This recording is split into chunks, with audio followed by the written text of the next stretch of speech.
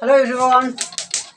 आज जो हम वीडियो बनाने वाले हैं ना वो स्पेशल 10th की जो एग्ज़ाम 14 फरवरी से स्टार्ट होने वाली है उसमें पूछे जाने वाले लॉन्ग टाइप्स के क्वेश्चंस कि कैसे क्वेश्चंस पूछे जाते हैं मैथ में। जो आपकी जितने सिलेबस है कितने सिलेबस में से मैथ के लॉन्ग क्वेश्चंस पूछे जा सकते हैं और कौन कौन से क्वेश्चंस ज़्यादा आने के चांसेस है, तो इस पे आज की ये वीडियो बनने वाली है। और थोड़ी सी बातें भी हम करने वाले हैं जो आपसे रिलेटेड है।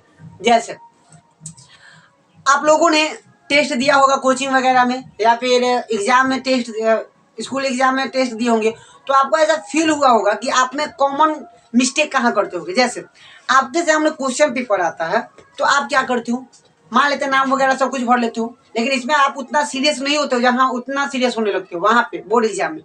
तो ये सबसे पहली गलती है, आप यहाँ सीरियस हो वहाँ पे सीरियस होना ही मत।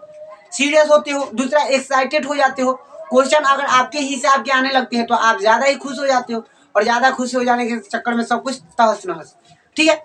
और एक और गलती आप करते हो, जैसे कि अगर आप क्वेश्चन बनाते हो ऑब्जेक्टिव तो 1-2 नंबर ऐसे बना रहे हो, 1-2 नंबर 3 नंबर बनाते जा रहे हो। कभी कभी ये लगता है आप लोगों को कि क्वेश्चन छोड़ना नहीं चाहते हो, आप लोग लगातार बनाते जाते हो, कल कि ये क्वेश्चन छोड़ेंगे क्या, फिर कहीं आगे भारी मुश्किल क्वेश्चन आ जाए, ये तो आसान है ये बन जाएगा, तो आप उसको बनाने के चक्कर में लग जाते हो और उसमें भी गलती कर देते हो। आपको ये ध्यान होना चाहिए कि आपके पास 100 क्वेश्चन हैं ऑब्जेक्टिव के, यानी कि हर क्वेश्चन के डबल ऑप्शन आपको दिए जा रहे हैं, हर क्वेश्चन पे एक फ्री है। तो वहाँ आप देख लो ना एकदम कंफर्म हो कि ये आ रहा है, ये भी हमको आ रहा है, सबसे ज़्यादा कौन आ रहा है, सबसे अच्छा से आप कौन बना लोगे और कंफर्म किस लो वो करो। जैसे आप लोग क्या करते होंगे, एग्जाम में जब छोड़ते, एग्जाम में जब क्वेश्चन पेपर आते हैं तो आप 1 नंबर या 2 नंबर के बनाते जा रहे हो ऑब्जेक्टिव, तो दूसरा या तीसरा छोड़ के आप आगे बढ़ते हो ना, तो आप लोगों की माइंड में एक ऐसी बात आने लगी सिर्फ क्वेश्चन को हम पढ़ रहे हैं बना नहीं रहे हैं और क्वेश्चन को छोड़ रहे हैं। यहाँ मान लेते हैं आगे जाकर के और क्वेश्चन मुश्किल हो आ जाए, तो इसीलिए आप क्वेश्चन को छोड़ना नहीं चाहते हो, आप लगातार बनाते जाते हो कि बन जाए, ये बन जाएगा तो इसी को बना ही लेते नहीं। आप क्वेश्चन को पढ़िए। हम हमेशा अपने स्टूडेंट्स को ये बात बोलते हैं कि देखिए क्वेश्चन सबसे पहले उससे अटेंड करो जो आपको एकदम कंफर्म अच्छे से याद हो। जैसे आप ऑब्जेक्टिव में अगर मैथ का क्वेश्चन बना रहे हो तो मैथ में ना कोशिश कीजिएगा कि सबसे पहले ऑब्जेक्टिव के आंकिक क्वेश्चन को पहले राउंड में नहीं बनाना है। जैसे कि आप पढ़ोगे क्वेश्चंस ऑब्जेक्टिव तो उसमें देखिएगा कि जितने भी शब्द वाले हो, शब्द वाले जैसे कि फॉर्मूला बेसिस, फॉर्मूले पे भी सवाल आते हैं, फॉर्मूले भी होते हैं, ठीक है ना, या फिर जैसे त्रिकोणमिति में बहुत आसान आसान आते हैं, उसके बाद सूत्र पे आते हैं।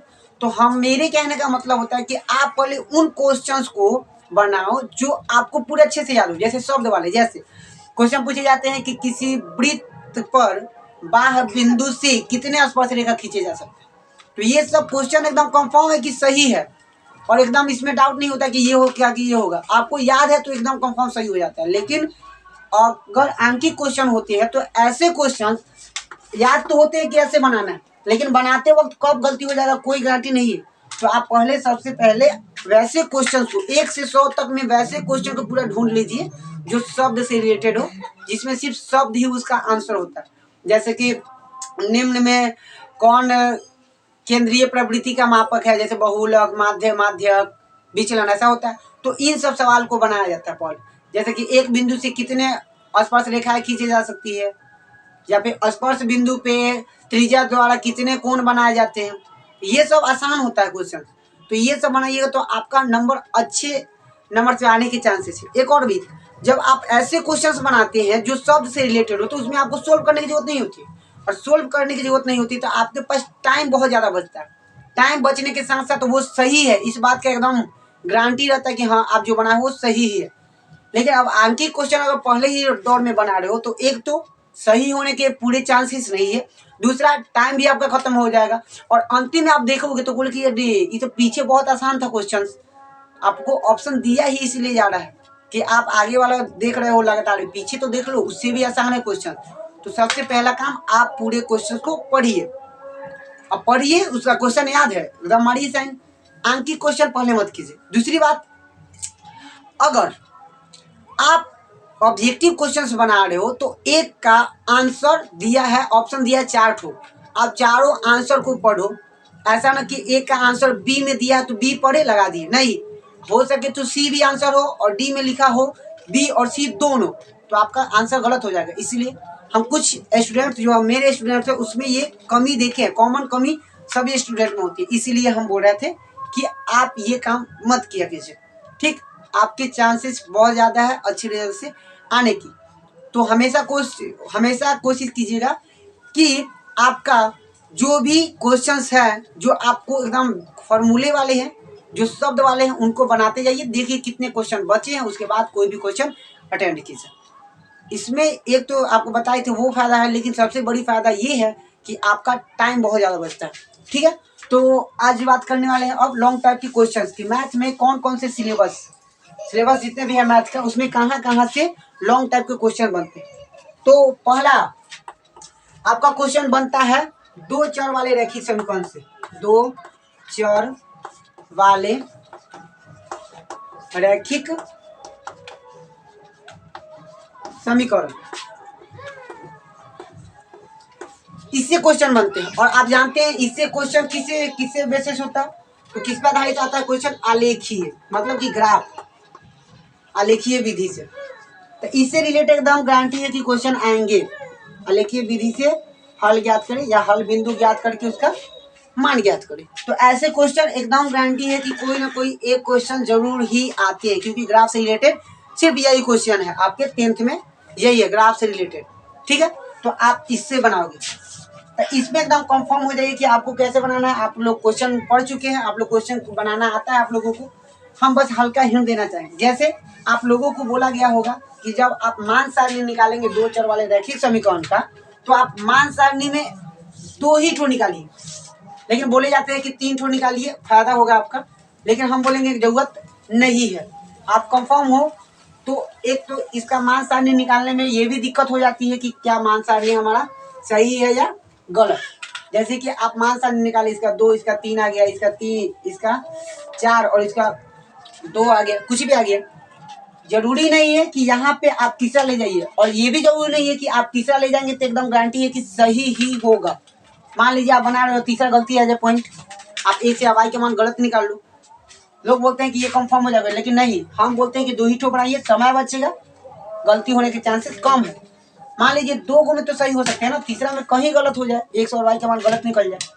और एक इसमें कोशिश कीजिए कि आपका जो मान है वो दशमलव में ना आए, या फिर कोई भी भिन्न में ना आए, जैसे 4/5, 5/4 ऐसे क्वेश्चन, या 3.5 जो भी हो, ऐसे ना आए, ठीक है। ये कॉमन सेंस की बात होती है कि हम क्या रखेंगे कि ऐसा मान आएगा, ये सब मान आएगा, ठीक है ना। तो आपको एक हल्का सा हिंट देकर के बताते हैं, हम पढ़ाने नहीं आए हैं, बस एग्जाम में कैसे बनाने हैं इसके तरीके को बता रहे हैं। हल्का ले लेते हैं, जैसे 2x + 5y + 2 है, ऐसे आगे क्वेश्चन, ठीक है ना। ये मान सारणी और नहीं लेके एग्जाम्पल चलते। सबसे पहले आप मान सारणी तैयार कर लीजिए ऐसे, ठीक है, ठीक। इसमें से क्या कीजिए, आप डायरेक्टली मान मत रखिएगा, कोशिश कीजिएगा ऐसे बनाइए, समीकरण 1 से ऐसे लिख लीजिए, और इसमें से कोई एक चर का मान निकाल लीजिए। जैसे 2x बराबर ऐसे कर लीजिए 2 - 5y / 2, ठीक, यहाँ 2 आ जाएगा, तो यहाँ पे 2 आ जाएगा भाई। अब x का मान निकालना है, y का मान ऐसा रखिएगा कि x का मान भिन्न में न आए। तो ऐसा कॉमन सेंस होता है कि हम क्या रखेंगे कि इसका मान भिन्न में न आए। एक और चीज, कोई टीचर होते हैं जो बोलते हैं अक्सर कि लंबा ज़्यादा मत लेना, 10 से ज़्यादा या 5 से ज़्यादा मत लेना। हम बोलेंगे कि आप 5 तक लीजिए, या फिर 7, 8 या 10 के अंदर तक लीजिए, लेकिन बट्टा मिलाने की कोशिश मत कीजिए, बहुत ज़्यादा दिक्कत होती है, ठीक है, क्योंकि उसमें चुनना पड़ता है, और एक अगर नहीं कटा तो अंदाज मिलाना पड़ता है, छोटा सा देखना। ये मत कुछ हम कहेंगे 10 के अंदर लाइए, ठीक है ना। अब देखिए कुछ ऐसा मान रखेंगे जिससे कि x का मान, y का ऐसा मान रखेंगे जिससे x का मान जो है वो भिन्न में या पूर्णांक या दशमलव में न आए, ठीक। जैसे अगर आप y का मान यहाँ पे क्या रखिएगा, ये आपका कॉमन सेंस पे निर्भर करता है, ठीक। तो y का मान हम क्या रखेंगे, तो देखिए यहाँ पे अगर हम y का मान 0 रखते हैं तो 2 और 2 कट जाएगा तो 1 आएगा। तो ये सब होते हैं कॉमन सेंस वाली बात कि हम क्या रखें इसके। तो y का मान 0 रखेंगे तो आप जानते हैं इसका मान 0 होगा तो सब 0, और ये कट कर 1 आएगा। देखिए कितना आसान हो गया। दूसरी बात, अब फिर आप y का मान क्या रखेंगे, तो ऐसा कुछ रखिए ताकि ये कट के फिर से ऐसे ही कुछ आए। जैसे यहाँ पे अगर -1 रखते हैं तो जानेंगे कि -1 प्लस हो जाएगा, यहाँ 7 आ जाएगा, 7/2 आ जाएगा, जो कि हमारे लिए बेकार है। तो ऐसे कुछ रखिए जो कि फिर सम संख्या कटेगा तो सम ही आएगा। यहाँ विषम संख्या अगर रखेंगे, जैसे मान लेते हैं आप 2 रखिए, अगर 2 रखते हैं y बराबर, तो देखिए 2 रखेंगे तो 5 दूनी 10, और इसमें से घटेगा तो -8/2 आएगा, और ये कटेगा तो आपका बच जाएगा -4। यानी कि यहाँ पे अगर हम y बराबर 2 रखते हैं तो x का मान आपका क्या आ जाएगा, आप जानते हैं 2 - 10/2 बचेगा तो -8/2 आएगा, जानते हैं कट गया तो -4। तो आप इस टाइप के मान रखिए जिससे कि वो कट करके पूर्णांक या दशमलव में न आए।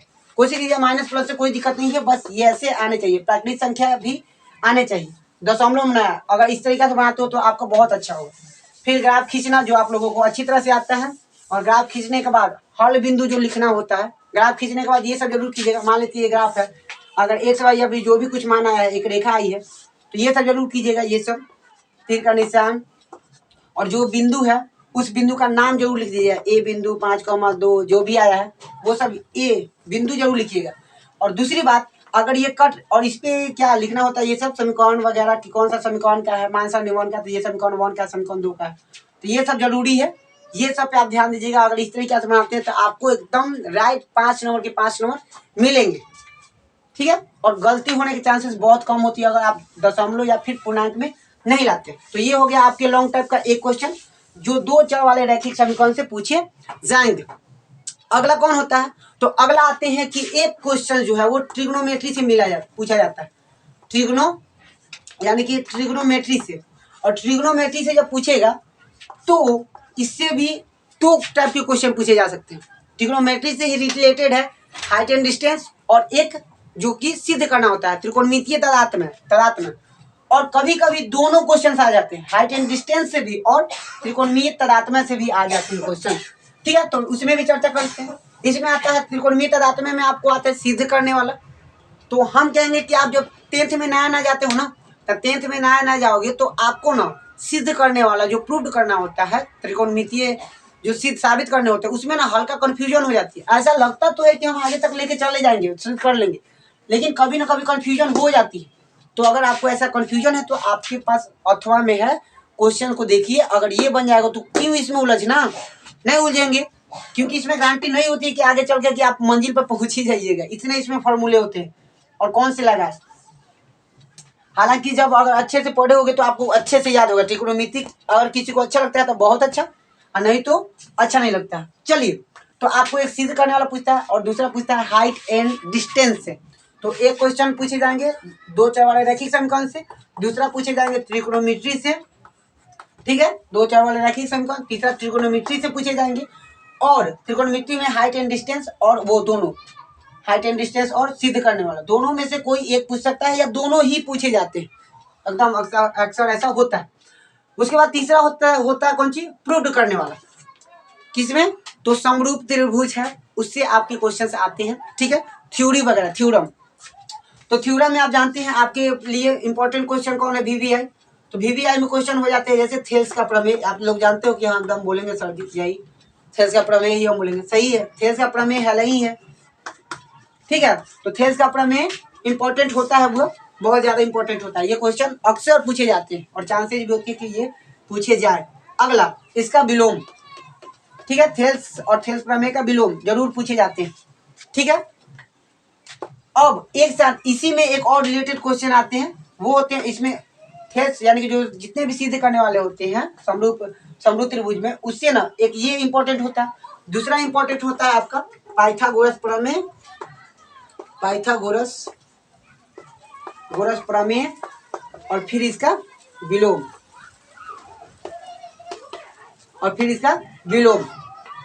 ये भी आपको जरूरी है। आप घर पे रिवाइज कीजिए अच्छे से और ट्राई कर लीजिए इन सबको, क्योंकि ये आपको 5 नंबर देने वाले हैं, और इसका विलोम भी, ठीक है।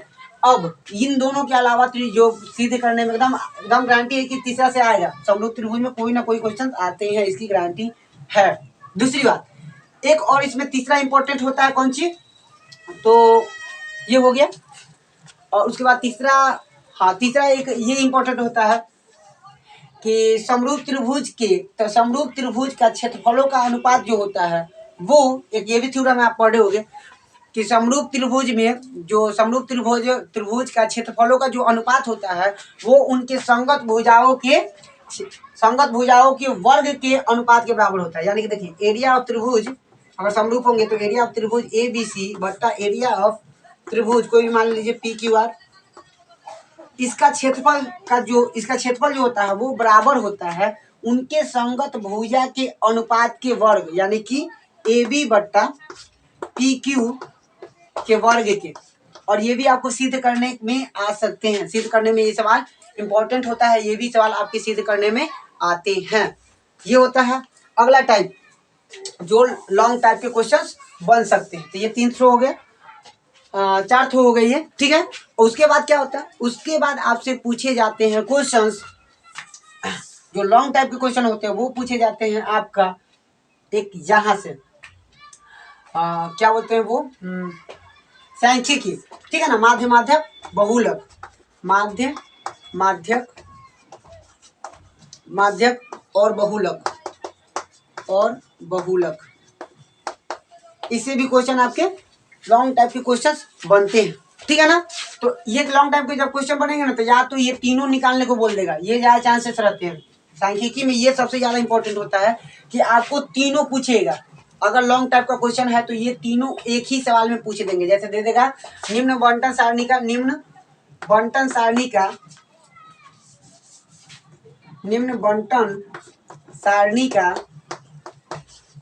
माध्य माध्यक और बहुलक ज्ञात करे, ठीक है ना। बंटन सारणी दे देगा तो आप जानते हैं बंटन सारणी बनाने के तरीके, इस क्वेश्चंस पे रिवाइज कीजिए, ठीक है, क्योंकि ये भी 5 नंबर के क्वेश्चंस देते हैं।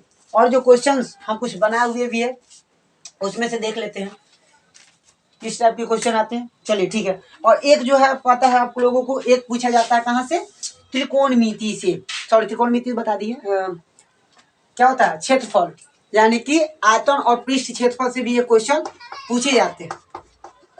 आयतन और पृष्ठ क्षेत्रफल आप जानते हैं, इसे जब क्वेश्चन पूछे जाएंगे तो थोड़ा लंबा ही होगा और इसमें भी सूत्र का कमाल होता है और क्या क्या निकालना होता है इसका कमाल होता है। वैसे ये क्वेश्चंस आसान होते हैं लेकिन कुछ को भारी या मुश्किल भी लगते हैं, ठीक है ना। तो इससे एक क्वेश्चन जरूर पूछे जाते हैं, इससे भी एक क्वेश्चन पूछेगा। और जितने भी हम टाइप बताए हैं उसमें से 2-2 क्वेश्चन आते हैं। कहने का मतलब अगर इसमें से आएंगे तो ये आएगा अथवा करके, ये आएगा अथवा करके, यानी कि आपके पास जानते हैं 8 क्वेश्चन पूछे जाते हैं। कहाँ कहाँ से पूछे जाते हैं ये आप लोगों को बता दिया गया, ठीक है। तो हम उम्मीद करते हैं कि आप लोगों को समझ में आया होगा कि कहाँ से क्वेश्चन पूछे जाते हैं, कहाँ से क्वेश्चन पूछे जाते हैं। और एक जो आप लोगों को वो नंबर अच्छा खासा दे जाता है लेकिन बनाने का प्रोसेस बहुत आसान होता है, उसको सबसे ज्यादा, उस पर आपको सबसे ज्यादा ध्यान रखना है। पता है क्या, आप बोलोगे वो छोड़ दिए, नहीं, वो हम रखे हैं ना बताने के लिए। आपको एक आएगा कौन सी से, रचना ये क्वेश्चंस, तो इससे क्वेश्चन भी पूछे जाते हैं द्वितीय में। एकदम 100% गारंटी है कि एक क्वेश्चन जरूर आएंगे इससे रिलेटेड।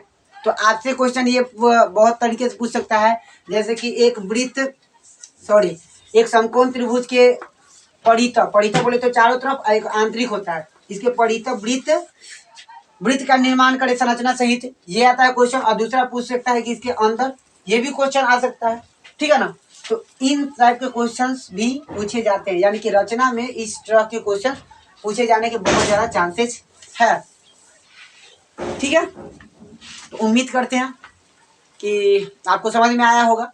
बस कहना चाहेंगे कि आपका टाइम खत्म होता है तैयारी करने का, जो बचे हैं उसमें आप रिवाइज कीजिए, हर चीज़ का रिवीजन करने का वो भी टाइम है। रिव्यू करते जाइए, सबको एक बार देखते जाइए, मैथ का जितने भी फॉर्मूले हैं वो देखते जाइए, एकदम फॉर्मूला मस्त याद कर लीजिए। अगर आप मैथ के फॉर्मूले अच्छे से याद कर लेते हैं तो आपका ऑब्जेक्टिव लगभग 25 सिर्फ फॉर्मूले बेसिस होते हैं, इससे ही आपके आ जाएगा 25 नंबर अगर फॉर्मूले अच्छे से याद है तो। और जब ये याद है फॉर्मूले अच्छे से तो आप तो सूत्र वगैरह लगा करके लघु उत्तरीय दीर्घ उत्तरीय भी अच्छा से बना लोगे, ठीक है। तो उम्मीद करते हैं कि अब आप अच्छे से तैयारी करोगे। मात्र आपके 10 दिन बचे हुए हैं, 10 दिन कमाल कर जाइए, अच्छे से पढ़िए, अच्छा रिजल्ट लाइए। उसके बाद मिलते हैं अगली वीडियो में। Thank you so much for watching.